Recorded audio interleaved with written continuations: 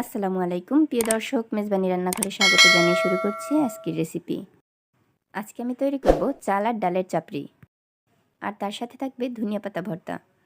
এইরকম একটি রেসিপি তৈরি করে নিলে সকাল আর সন্ধ্যার নাস্তা জমে যাবে। ঘরে থাকা কিছু সামান্য উপকরণ দিয়েই এই রেসিপিটি তৈরি করতে পারবেন। A to Z full recipe দেওয়া আছে।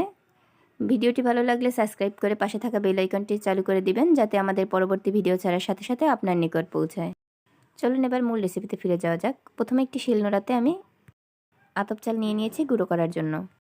চালটা আমি 30 মিনিট ভিজিয়ে রাখার পর পানি ঝরিয়ে গুঁড়ো করে নিচ্ছি।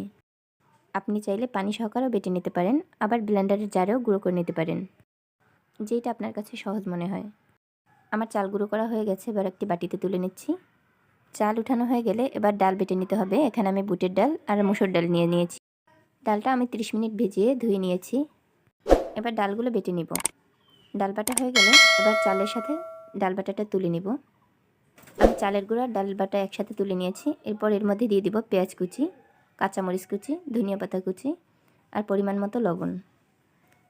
এবার অল্প অল্প পানি দিয়ে একটি ব্যাটার তৈরি করে নিচ্ছি। এখানে আমার চাল ডালের ব্যাটারটা তৈরি হয়ে গেছে। এখন এর মধ্যে আমি দিয়ে দেব সামান্য পরিমাণে হলুদ গুঁড়া। এটা অপশনাল, আপনি চাইলে দিতেও পারেন, আবার ইচ্ছে না হলে না দিতেও পারেন। এবার আমি সবগুলো একসাথে ভালোভাবে মিশিয়ে নিচ্ছি। এবার চাল ডালের ঘনত্বটা দেখে নিন। এই ব্যাটারটা এমনভাবে রেখেছি, খুব বেশি পাতলাও না আবার ঘনও না।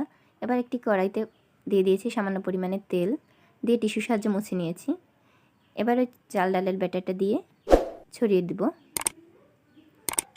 আপনি চাপড়ি বানানোর সময় যদি দেখেন আপনার চাপড়ি ছড়িয়ে দেওয়ার সময় চামচের সাথে উঠে আসে, তাহলে চামচটা একটু পানিতে ভিজিয়ে তারপর চামচটা দিয়ে ছড়িয়ে দিবেন, তাহলে আর চামচের সাথে উঠে আসবে না। এবার ঢাকনা দিয়ে ঢেকে মিডিয়াম আঁচে জাল করব 5 মিনিট। 5 মিনিট পরে ঢাকনা তুলে উল্টে দিব, আবারও জাল করে নিব 1 মিনিট। এবার চুলা থেকে নামিয়ে নিব। আবারও কড়াইতে একটু তেল ব্রাশ করে নিব। প্রত্যেকটা চাপড়ি দেওয়ার সময় কিন্তু তেল দিয়ে মুছে নিচ্ছি। এবার একইভাবে চাল ডালের ব্যাটারটা দিয়ে ছড়িয়ে দিব। ছড়ানো হয়ে গেলে ঢাকনা দিয়ে ঢেকে জাল করব 5 মিনিট। 5 মিনিট পরে ঢাকনা তুলে উল্টে নিব, আবারও জাল করে নিব 1 মিনিট। সবগুলো চাপড়ি একই প্রসেসে ভেজে নিতে হবে। এবার চাপড়ির সাথে খাওয়ার জন্য ভর্তা করে নিব। এর জন্য নিয়ে নিয়েছি কাঁচামরিচ, রসুন কুচি, পেঁয়াজ কুচি আর পরিমাণ মতো লবণ। এগুলো এখন একসাথে বেটে নিব। সবগুলো একসাথে বাটা হয়ে গেলে এর ভিতরে যোগ করব ধনিয়া পাতা।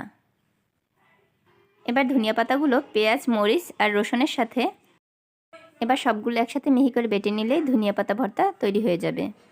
আমার রেসিপিটি ফলো করে আপনিও তৈরি করে ফেলুন চাপড়ি আর ধনিয়া পাতা ভর্তা। ভিডিওটি ভালো লাগলে লাইক, কমেন্ট অ্যান্ড শেয়ার করে দিবেন। এতক্ষণ সাথে থাকার জন্য ধন্যবাদ সবাইকে। আল্লাহ হাফিজ।